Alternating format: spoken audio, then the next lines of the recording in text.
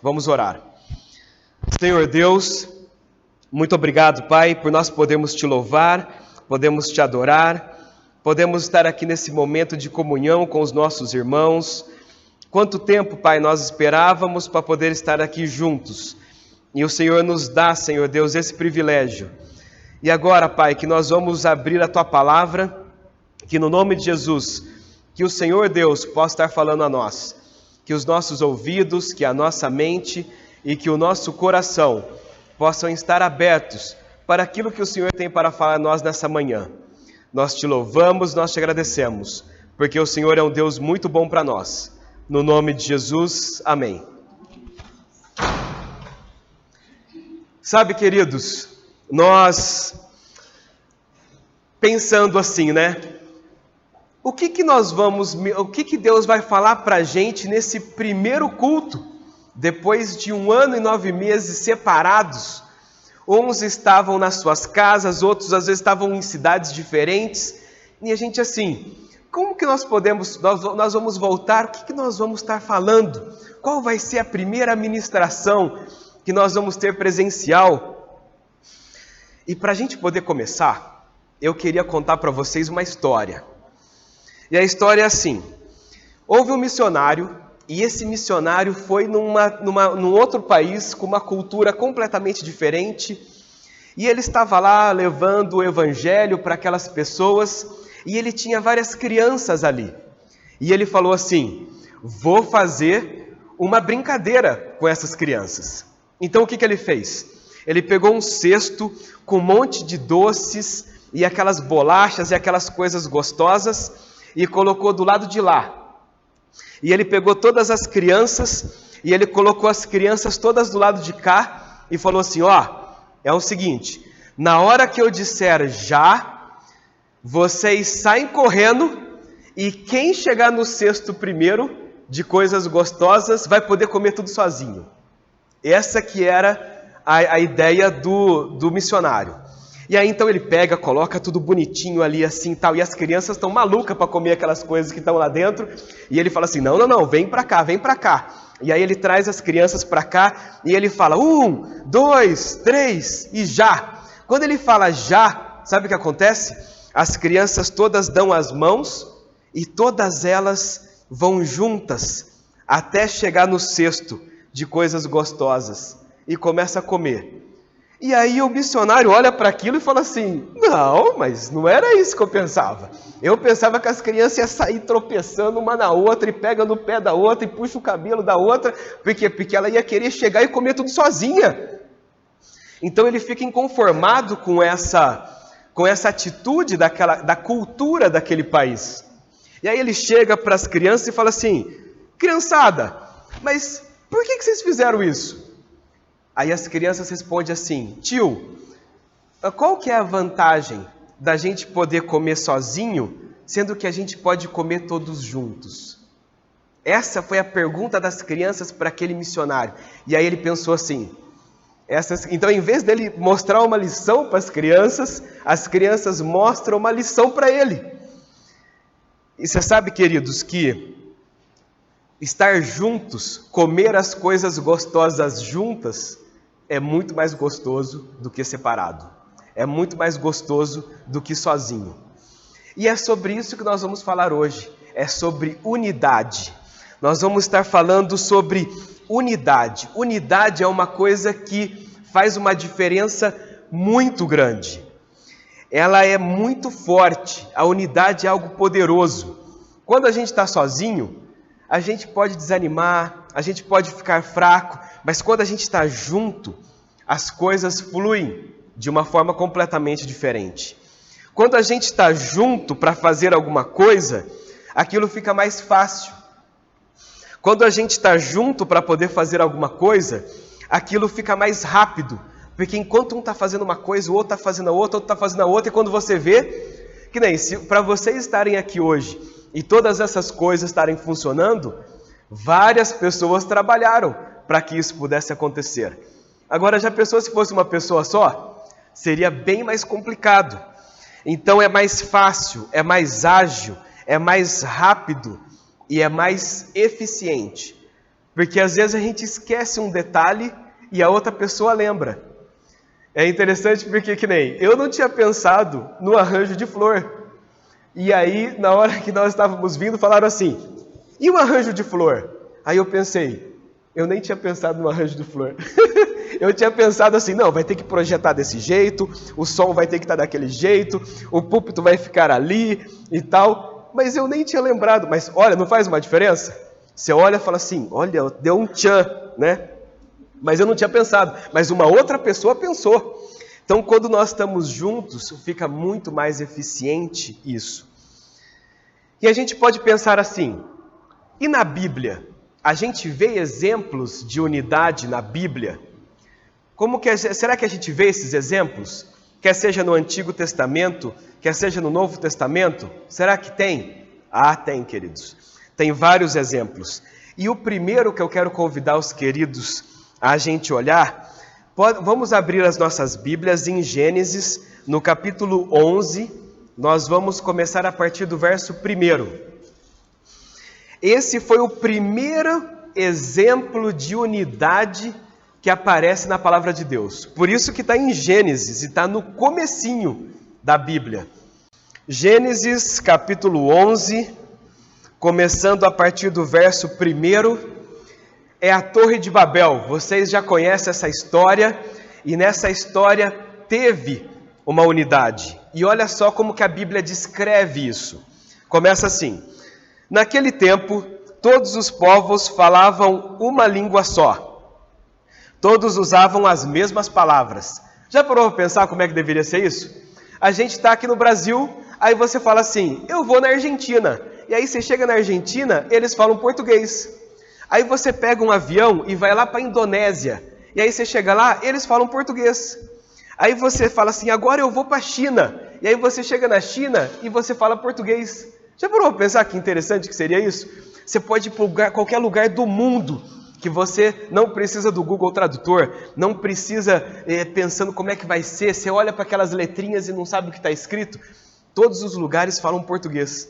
Era isso que estava acontecendo naquela época. Havia uma língua só, nós não sabemos que língua que é, e todas essas pessoas falavam a mesma língua. Olha o verso 2. Alguns partiram do Oriente e chegaram a uma planície em Sinar, onde ficaram morando. Um dia disseram uns aos outros, vamos pessoal, vamos fazer tijolos queimados. Assim eles tinham tijolos para construir, em vez de pedras, e usavam piche, em vez de massa de pedreiro. Aí disseram, agora vamos construir uma cidade, que tenha uma torre que chegue até o céu. Assim ficaremos famosos, e não seremos espalhados para o mundo inteiro. Então eles tiveram uma ideia. Um dia eles acordaram e falaram assim, vamos fazer o seguinte, vamos fazer uma cidade só para nós, e nós vamos morar aqui. E essa cidade vai ser diferente de tudo que já existiu, e nós vamos ficar famosos por toda a eternidade. Vamos fazer isso? E eles falaram assim, vamos. Então eles se uniram, e eles tinham um propósito. O propósito era construir uma cidade, e morar lá para sempre. Essa que era a idade deles, a ideia deles. Olha o verso 5. Então, o Senhor desceu para ver a cidade e a torre que aquela gente estava construindo. O Senhor disse assim, essa gente é um povo só. Todos falam uma só língua. E isso que eles estão fazendo é apenas o começo. Logo, eles serão capazes de fazer o que quiserem. Você vê que Deus, Ele olha para aquilo e fala assim, eles estão unidos como se fosse uma pessoa só. Eles estão unidos de verdade mesmo. E nada vai ser impossível para eles. Porque a unidade deles está muito forte. O próprio Deus disse isso. E aí olha lá. Deus então no verso 7, ele tem uma ideia. Ele fala assim, vamos descer e atrapalhar a língua que eles falam, a fim de que um não entenda o que o outro está dizendo. Assim o Senhor os espalhou para o mundo inteiro, e eles pararam de construir a cidade.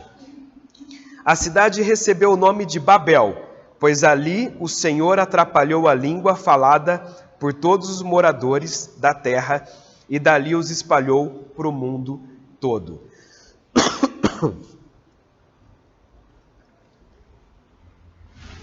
Você vê que Deus, na hora que eles começam a construir a torre, o negócio começa, e eles vão fazendo, e Deus está vendo isso que está acontecendo. E é tão forte essa unidade deles, que Deus fala assim, eu vou ter que fazer alguma coisa. Porque a vontade de Deus, vocês lembram que no comecinho, Deus fala para Adão assim, crescei, multiplicai e enchei a terra. Então não era para ficar num lugarzinho só. Porque a terra era enorme, como hoje ela é enorme. Não era para eles ficarem só na cidade de Campinas, ou para eles ficarem só num lugarzinho. Era para eles se espalharem pela terra toda. Então Deus deu uma ordem no começo, e eles falaram assim, não, a gente quer ficar aqui, e a gente quer ficar junto. E aí Deus vê isso, e Deus fala assim, opa, não está nos meus propósitos, não está nos meus planos isso. Eles estão querendo fazer alguma coisa diferente. Só que se eu deixar eles fazer, nada vai poder atrapalhá-los, porque eles estão unidos demais para poder fazer isso. Então o que acontece? Por ser algo ruim que eles estavam querendo, por quê? Porque eles queriam engrandecer o próprio nome. Eles falaram assim, nós seremos famosos.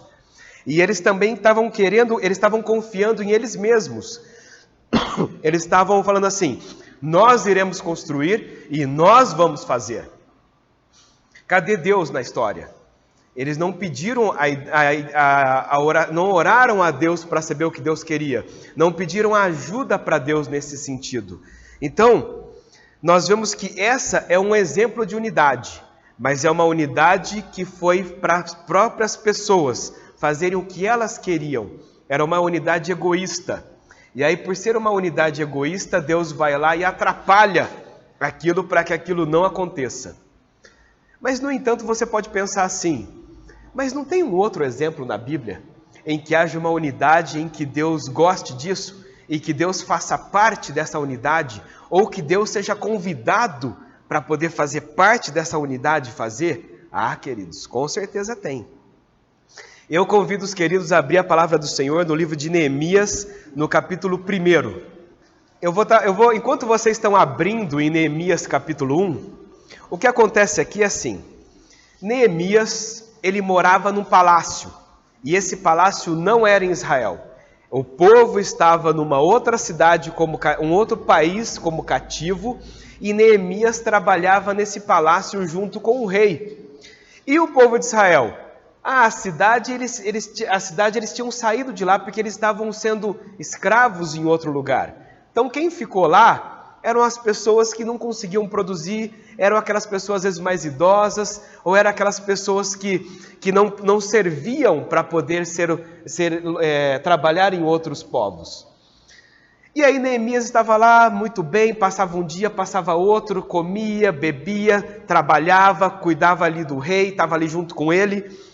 Só que, de repente, chega alguém e fala assim, Neemias, eu quero te contar um negócio.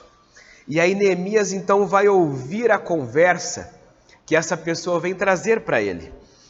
E o que acontece é o seguinte, em Neemias, no capítulo 1, a partir do verso 3, Neemias, conversando com ele, diz assim, e eles responderam, o restante, os que sobreviveram ao exílio e se encontram lá na província, ele está falando de quem? Esse aí é uma pessoa que chegou para conversar com Neemias, que está contando como é que está a situação do pessoal lá em Israel, certo? O restante, os que sobreviveram ao exílio e se encontram lá na província, estão em grande miséria e humilhação. As muralhas de Jerusalém continuam em ruínas, e os seus portões foram destruídos pelo fogo. Essa é a mensagem que chega para Neemias. Ah, queridos, Neemias ficou muito chateado, Neemias ficou angustiado, e ele vai orar ao Senhor e fala, Senhor, como é que pode um negócio desse? E aí ele fica ali pensando, o que eu posso fazer para poder ajudar os meus irmãos? para que eles possam ter uma vida digna, para que eles possam ter um local correto para poder morar e viver de uma forma melhor. Então Neemias vai ter aquele tempo com Deus, e aí depois dele ter esse tempo com Deus, chega um dia que o rei fala para ele assim: Neemias, você não está legal, o que está acontecendo? Aí ele: ô rei, como é que eu posso estar legal, sendo que o meu povo, eles estão numa situação tão difícil, o meu povo não tem casa para morar, o meu povo, ali onde eles estão, não tem segurança nenhuma, não tem muro, não tem porta. Você já parou para pensar, se você morasse numa casa que não tivesse portão? E aí não estou falando de casa de condomínio fechado. Imagina uma casa normal, assim, sem ser condomínio fechado, que não tem portão, mas também não tem porta. Então você está ali na cozinha, você está ali assistindo televisão, as pessoas estão passando, e as pessoas entram, dá aquela olhada assim, vê o que está acontecendo, qualquer coisa entra, pega alguma coisa e sai, e você, imagina a hora que você vai dormir, você não sabe se alguém vai entrar na sua casa ou se não vai, porque a janela não tem, né? Tá um buraco lá. A porta não tem, tá só o buraco. Portão não tem. Imagina como é que deveria ser. E lembrando que não havia exército, porque o exército tinha sido levado cativo para o povo inimigo. Então nem exército, eles não podiam ligar para a polícia. Ô polícia, chegou alguém aqui. Não tinha polícia. Já parou para pensar você morar numa situação dessa? Você fica dormindo do tipo, meu Deus, será que alguém vai entrar aqui e vai pegar alguma coisa? Deixa eu esconder isso daqui debaixo do colchão. Mas as pessoas vão entrar embaixo do colchão para poder pegar o que está ali, que eles sabem onde que as coisas ficam escondidas. Não tem cofre, né, com senha, não tem banco, igual existe hoje. Você já parou para pensar, você morando assim? A insegurança, o medo que as pessoas tinham, era assim que eles estavam vivendo, desse jeito. E eles estavam assim há anos. Não era dias nem meses, eram anos que eles estavam vivendo dessa forma. E aí quando Neemias percebe isso, ele fala assim, não, preciso fazer alguma coisa. E aí ele clama ao Senhor, e o Senhor dá a ideia para ele, de como é que deveria ser. E aí ele chega para o rei e fala assim, rei, o rei pergunta para ele o que está acontecendo, e fala assim, não rapaz, está acontecendo isso, isso, isso. Mas pensa só, quando o rei vai conversar com Neemias, Neemias já tinha o plano. Ele falou assim, ó, a ideia, rei, é assim, ó, tem que fazer isso, fazer isso, fazer isso, fazer isso. Você deixa eu ir?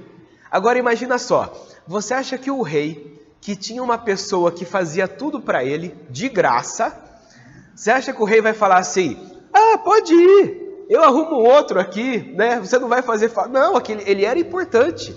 O Neemias era importante para o rei. E além disso, não recebia salário. Mas o rei fala assim, pode ir.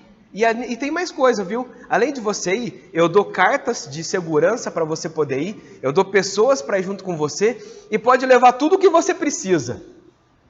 E aí ele pensa assim, Deus está nesse negócio, não é? E aí ele pega e volta. Ele volta e ele chega então, e ele encontra o pessoal de que jeito? Do jeito que aquela pessoa foi falar para ele. O pessoal estava desanimado, o pessoal estava com medo, o pessoal estava inseguro, e ele encontra o pessoal desse jeito. E aí ele chega lá, aí você pensa assim, como é que você vai animar, motivar as pessoas para fazer uma coisa em que elas não têm a mínima segurança, elas não têm a mínima capacidade, eles não eram pedreiros, eles não sabiam fazer. Porque se eles soubessem, eles teriam feito, mas eles não fizeram durante todo esse período. Não tinha um líder ali para poder fazer com eles.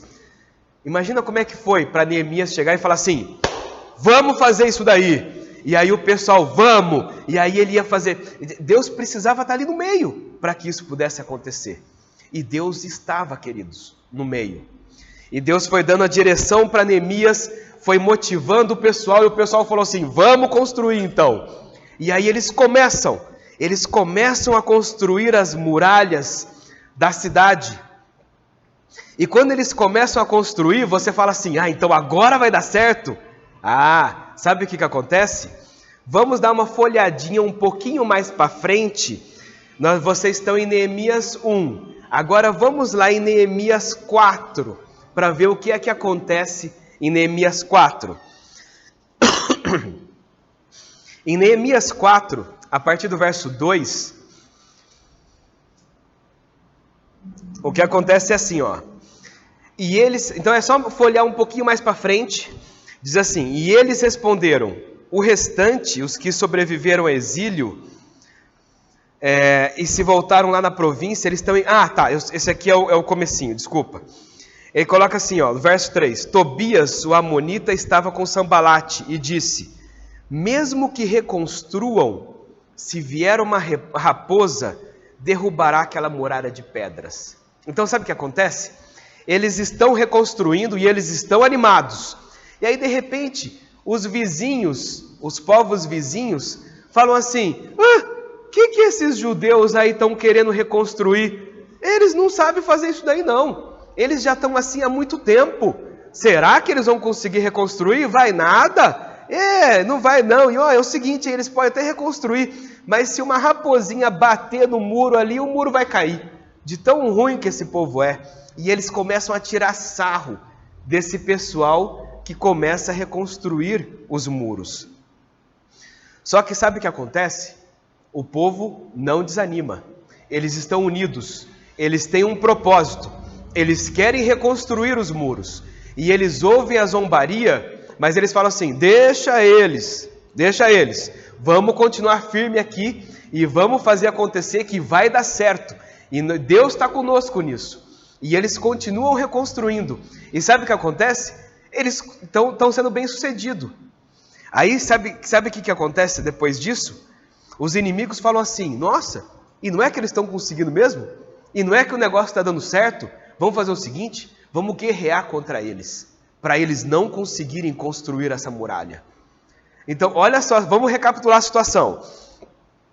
Neemias chega e o pessoal está desanimado, o pessoal está inseguro e o pessoal está com medo. Mas Neemias, com Deus, motiva o pessoal e o pessoal se anima e começa a reconstrução. E aí os inimigos começam a tirar sarro deles, começam a zombar deles, mas eles ignoram os inimigos e continuam focados no trabalho. Os inimigos falam assim: então agora a gente também vai guerrear contra vocês. Agora imagina, você está trabalhando e está vindo os caras com lanças, com arcos, com flechas, com cavalos de guerra para poder vir lutar com você. Aí você pensa: ou eu reconstruo, ou eu luto com eles. Só que a gente tem que lembrar que esse povo não era do exército. O exército foi cativo lá com o rei que estava lá. Aqueles eram pessoas simples que estavam ali. Eles não tinham um exército de frente que Neemias falasse: exército, vocês ficam aí, se os caras chegarem, vocês guerreiam com eles, que a gente está reconstruindo aqui. Não tinha isso. Sabe o que acontece? Olha só a foto. Eles estão reconstruindo e a lança está ali, ó. Com uma mão eles estavam trabalhando e com a outra eles estavam com o escudo e com a lança. Por quê? Porque se o pessoal chegasse, eles paravam e começavam a guerrear eles.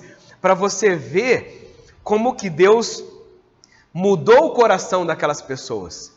De pessoas que estavam amedrontadas, inseguras e desmotivadas, agora, por elas estarem unidas, agora elas estão motivadas com um propósito. E ainda se vier inimigos, eles ainda lutam com os inimigos ainda. Por quê? Porque eles estão juntos. E eles estão juntos com o mesmo propósito. Olha só. O verso 6 diz assim: assim reconstruímos a muralha. E toda a muralha foi acabada até a metade. Porque o povo tinha ânimo para trabalhar. Mas quando Sambalate, Tobias, os árabes, os amonitas e os asdoditas ouviram que a reparação das muralhas de Jerusalém iam adiante e que já começavam a fechar-lhe, quer dizer, já estava terminando as brechas, ficaram muito irados e todos se ajuntaram em comum acordo para virem atacar Jerusalém e criar confusão ali. Mas é muita gente. Olha o verso 7. Sambalate, Tobias, os árabes, os amonitas e os asdoditas. Eram vários povos que falou assim: vamos lá confundir esse povo aí, porque eles não vão terminar esse negócio não. Então, além deles serem zombados, agora eles estão ameaçados de guerra. Essa era a situação que eles estavam passando. E a pergunta que fica: será que eles então, agora eles desistiram, não é? Agora o negócio ficou complicado, porque como é que você vai reconstruir e vai lutar ao mesmo tempo? Então eles não terminaram, coisa que eles estavam tentando, que eles estavam motivados. O que será que aconteceu? Ah, queridos, no verso 15, Neemias capítulo 6, no verso 15, diz assim: a reconstrução da muralha foi terminada aos 25 dias do mês de Elul, em 52 dias. Queridos, o que eles não fizeram em mais de 100 anos, eles fizeram em 52 dias. Já parou a pensar nisso? Quantos anos, quantos meses eles estavam desolados, eles estavam sem portões, eles estavam sem janelas, eles estavam sem segurança, eles estavam ali com medo por anos. E aí em 52 dias dá o quê? Um mês é 30, com 2 dá 60, não deu nem 2 meses. O que eles não fizeram em anos, isso foi resolvido em 1 mês e meio, ou quase 2 meses. E sabe por que isso aconteceu, queridos? Porque Deus estava com eles. Porque eles estavam unidos, e eles estavam unidos no mesmo propósito, mas esse propósito que eles estavam unidos, era o propósito que estava no coração de Deus também. Então, quando o propósito está no coração de Deus, e o propósito está no coração daquelas pessoas juntas, nada pode deter essas pessoas para que isso possa acontecer. Então, aquilo que não acontecia há anos, em 1 mês e meio, acaba acontecendo. E olha só o que o verso 16 de Neemias 6 diz: quando todos os nossos inimigos ouviram isso, todos os gentios à nossa volta temeram e decaíram muito no seu próprio conceito, porque reconheceram, olha impressionante, ó, porque reconheceram que foi por intervenção do nosso Deus que fizemos essa obra. Eles não podiam falar assim, foi no meu braço, porque eu consigo, não. Todas as pessoas reconheceram que foi Deus que fez. Lá na Torre de Babel, era eles que queriam fazer, e Deus não tinha nada a ver com aquilo. Agora, isso daqui estava no plano de Deus, e as pessoas, todos os povos vizinhos olharam e falaram assim, olha, realmente é Deus para fazer um negócio desse. Então Deus se fez conhecido nos povos vizinhos pela unidade que eles tiveram. Sozinho eles nunca conseguiriam. Por quê? Porque eles nunca tinham conseguido até então. Mas com Deus eles terminaram a obra. Mesmo com zombaria, mesmo com ameaça de guerra, mesmo com tudo isso, eles terminaram. Sabe por quê? Porque a unidade faz uma diferença muito grande. E quando essa unidade é com Deus junto, queridos, nada pode detê-los. Só que além de nós estarmos unidos, nós temos que estar unidos. Então nós já vimos que a unidade é algo super importante. Mas a gente tem que estar unido para algo, para um fim específico. Nós temos que estar unidos para estarmos juntos em alguma coisa. E essa coisa tem que estar no coração de Deus também. Quando isso não está no coração de Deus, não dá certo. Mas quando isso está no coração de Deus, isso faz uma diferença muito grande. E se a gente pensar assim, exemplos do Antigo Testamento, mas será que no Novo Testamento aconteceu alguma coisa do tipo? Será que no Novo Testamento nós também podemos ver um exemplo de unidade em que a gente possa falar assim, Deus estava com eles também? Olha só, no Novo Testamento, Jesus está com seus discípulos e ele passa esses 3 anos com ele, e Jesus mostra qual que é o reino dele para as pessoas. Muitas pessoas aceitam a Cristo. Depois Jesus então sobe aos céus e fala assim, agora vocês ide e pregai o evangelho a toda criatura, batizando em nome do Pai, do Filho e do Espírito Santo, ensinando todas as coisas que eu ensinei a vocês, e eu estarei convosco até o fim dos tempos. Essa palavra de Jesus é impressionante, e Jesus vai. E Jesus fala assim, agora vocês esperem, porque vai vir o Consolador. E o Consolador, o Espírito Santo, ele vai capacitar vocês para todas as coisas. E Jesus vai embora. Aí passa um dia, Nada. Passa outro dia, nada. Passa uma semana, nada. Passa 2 semanas e eles estão esperando esse Consolador. Quando é que vai chegar? Jesus falou que o Consolador vai chegar. Passa mais uma semana, nada.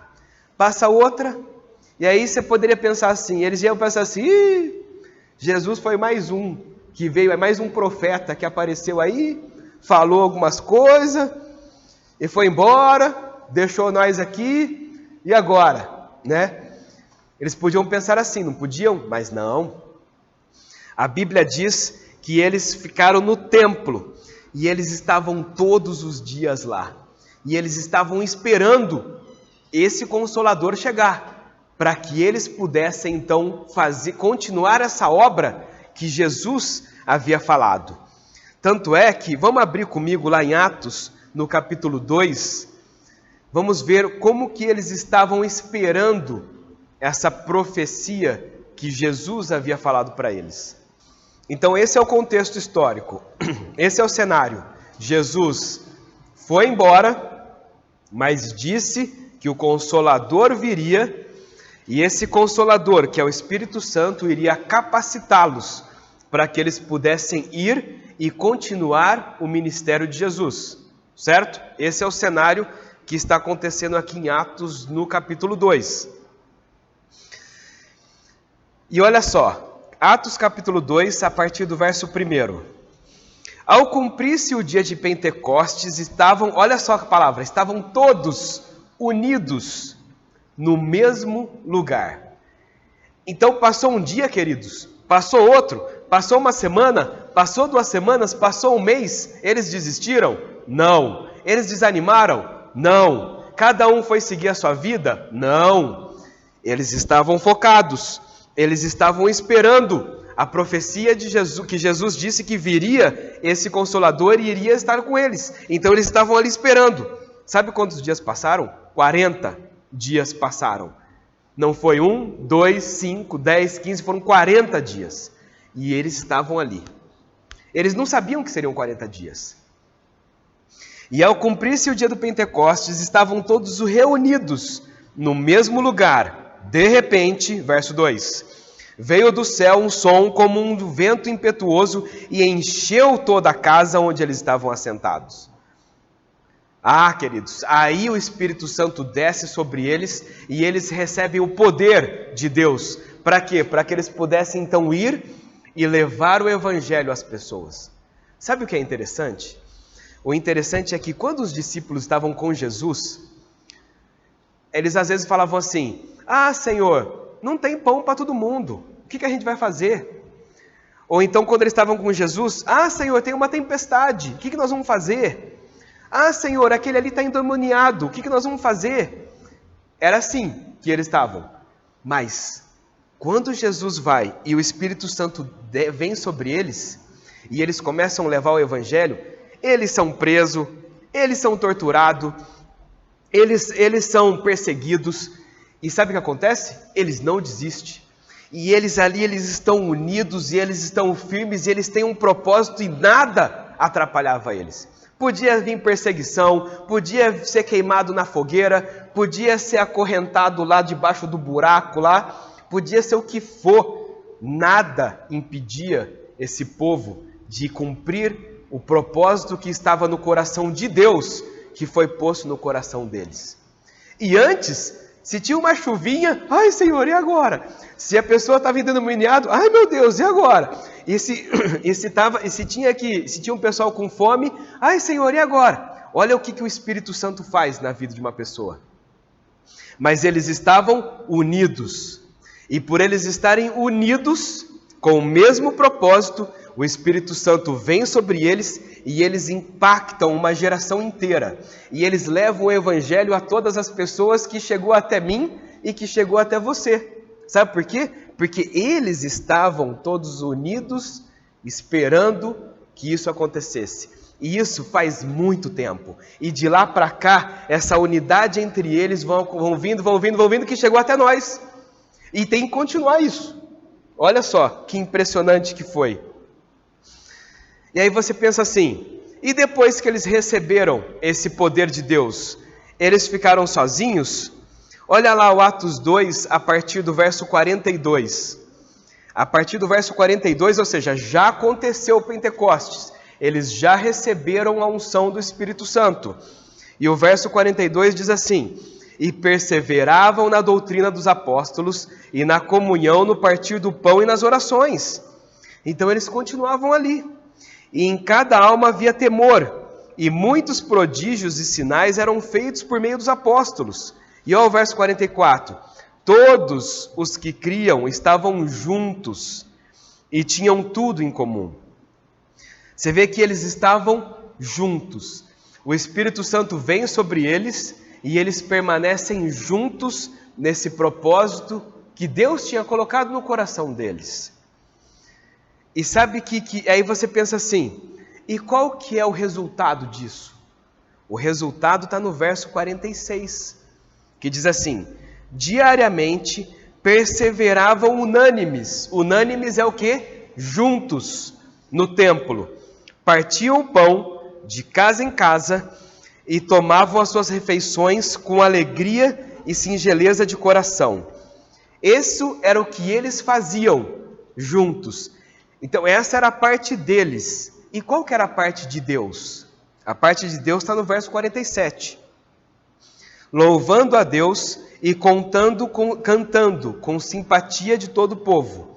Enquanto isso, o Senhor lhes acrescentava dia a dia os que iam sendo salvos. Então, olha que parceria perfeita. Eles estavam todos juntos com o mesmo propósito de dar continuidade na missão que Deus havia proposto, que Jesus tinha começado. Então eles estavam todos juntos com esse propósito. O Espírito Santo vem sobre eles e capacita eles para que isso possa acontecer. O que eles fazem? Eles juntos começam a trabalhar. E aí o que Deus faz? Deus toca no coração de todas as outras pessoas para que eles possam se juntar a eles e ser um povo cada vez mais forte e levar esse evangelho para as pessoas. Impressionante essa parceria, impressionante essa unidade. Não é uma unidade só de seres humanos, é uma unidade de seres humanos em que o próprio Deus está fazendo parte. Assim como no Antigo Testamento o próprio Deus faz parte da reconstrução dos muros, agora no Novo Testamento Deus está fazendo parte dessa missão que o povo recebeu, de estar trabalhando juntos. E por conta disso, eles mudaram toda uma história. Por conta disso, o cristianismo surge e chega até nós. Antes disso não tinha. Mas eles mudaram toda a direção da história por conta dessa unidade, por causa dessa força, dessa união que eles tinham e que Deus estava junto com eles nessa unidade. E a pergunta que fica é: e hoje? Será que hoje a gente consegue viver assim? Será que hoje é diferente? Será que hoje, o que nós podemos fazer? Será que o mesmo Deus que agia naquele tempo, será que é o mesmo Deus que age hoje? Às vezes a gente para pensar nisso. Mas às vezes a gente pode pensar assim, mas será que a mesma unidade daquele pessoal é a mesma unidade que o povo tem hoje? São perguntas que a gente fica pensando, não é? Será que é possível viver essa unidade e fazermos diferença na geração que nós estamos vivendo agora? Nas gerações das crianças que vão vir depois? Será que isso vai continuar? Bom, para isso, vamos abrir a palavra do Senhor lá em Efésios, no capítulo 4, e vamos ver o que o apóstolo Paulo diz, como que a igreja do Senhor precisa agir, precisa trabalhar com um propósito. Efésios capítulo 4, nós vamos começar a ler a partir do verso 11. A Bíblia diz assim: e Ele mesmo, ou seja, Deus, Ele está contando o que Deus fez. E Ele mesmo concedeu uns para apóstolos, outros para profetas, outros para evangelistas, outros para pastores e mestres. Então Deus distribuiu dons para as pessoas. Aqui está falando só alguns, mas existem na carta aos Romanos, na carta aos Coríntios, na carta de Timóteo. Paulo vai falar a infinidade de dons que Deus deu a todas as pessoas que faz parte do corpo de Cristo, tá? Os que fazem parte é o corpo de Cristo. Deus deu o dom para você, para você, para você, para você, para você, para você. Todos vocês receberam um dom de Deus.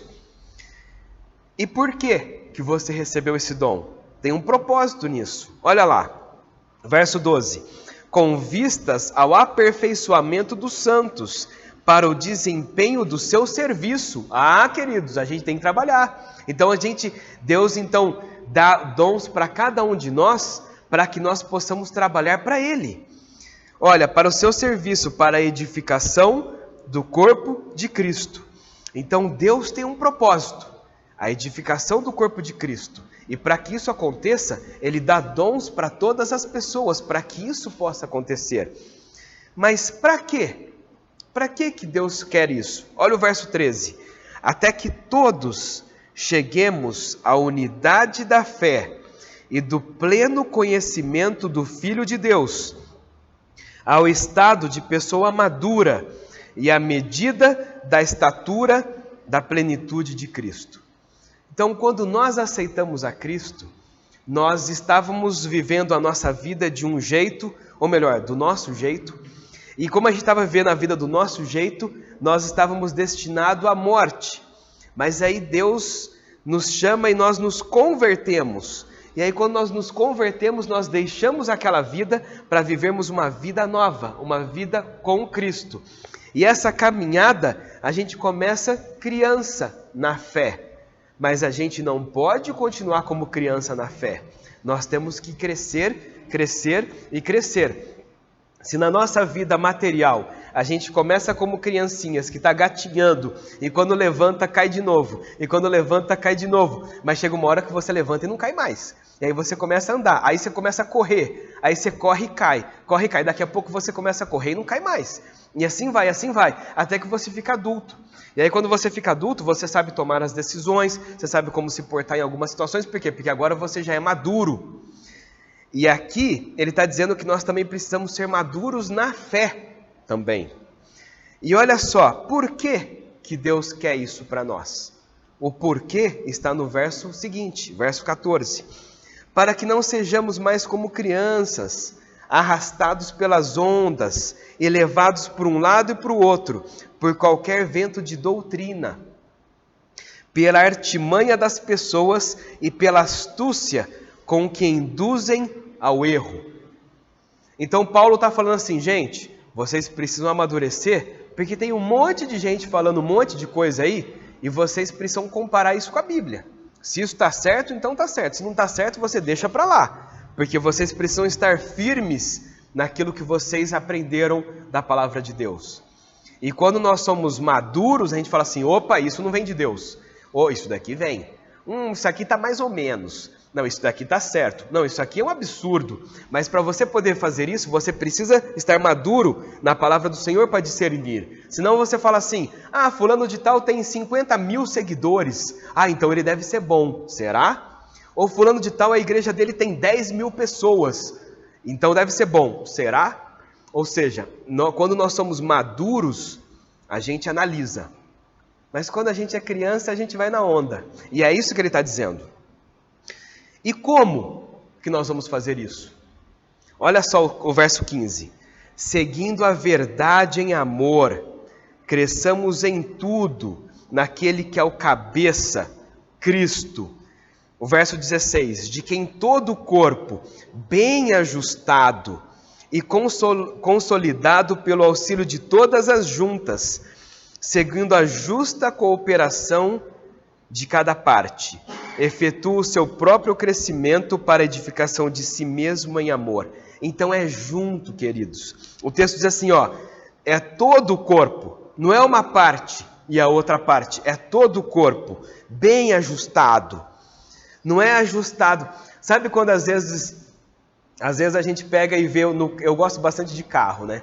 E às vezes você vê que o carro está fazendo aquele barulho, você fala assim, tem alguma peça solta. O carro está andando, mas ele não está andando perfeito.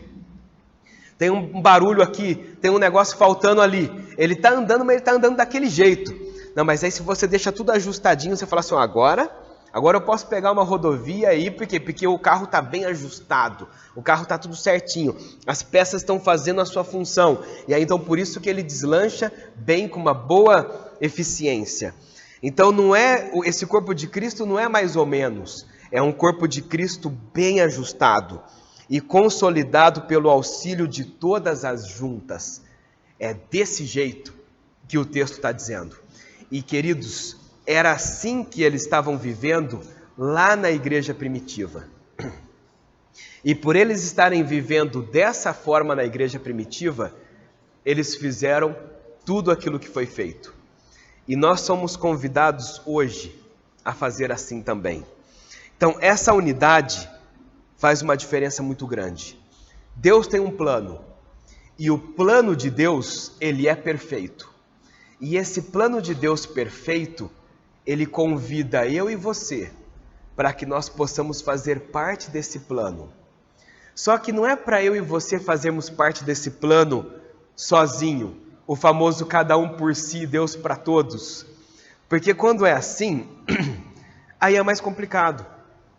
Quando a gente está sozinho, é mais fácil da gente desanimar. Quando a gente está sozinho, é mais complicado. Mas quando nós estamos juntos, queridos, é um ajudando o outro. Quando nós estamos juntos, é um dando suporte ao outro. Quando nós estamos juntos, é um motivando o outro. Isso faz uma diferença muito grande. Existe um ditado popular que diz assim: sozinho nós vamos mais rápido, mas juntos nós vamos mais longe. Isso faz uma diferença, porque quando você está sozinho, você faz o seu ritmo, só que você está sozinho.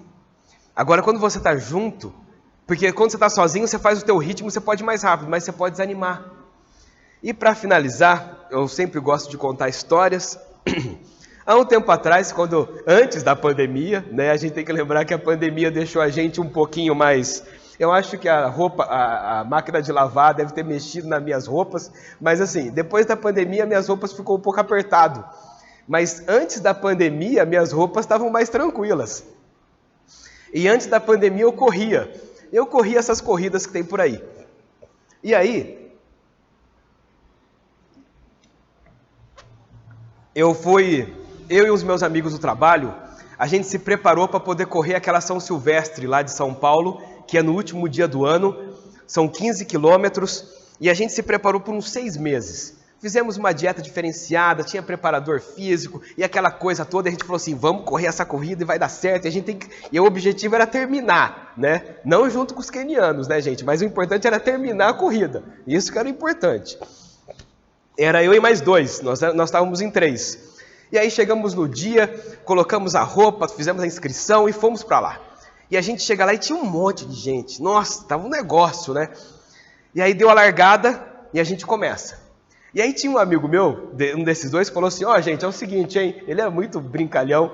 É o seguinte, agora começou a corrida, cada um por si, eu vou correr aqui porque eu quero ganhar esse negócio de vocês.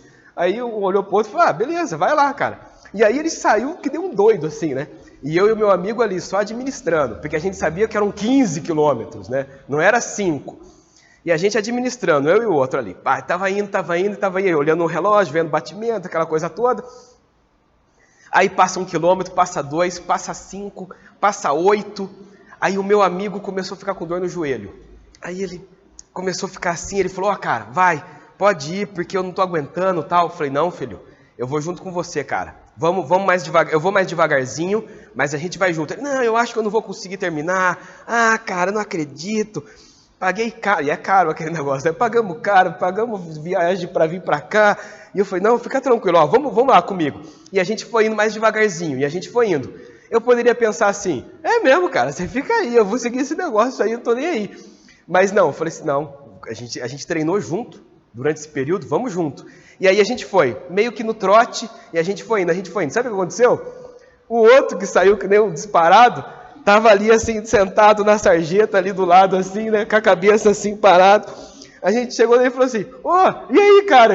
Ele, louco, cara, eu não tô aguentando, tô cansado aqui. A gente, tá bom, então a gente vai ficar aqui um pouco do seu lado, pegar uma água ali e tal. Sentamos um pouco, conversamos, eu falei, e aí, vamos lá, cara, vamos seguir ele? Então vamos. Aí o cara levantou da sarjeta e continuou com a gente.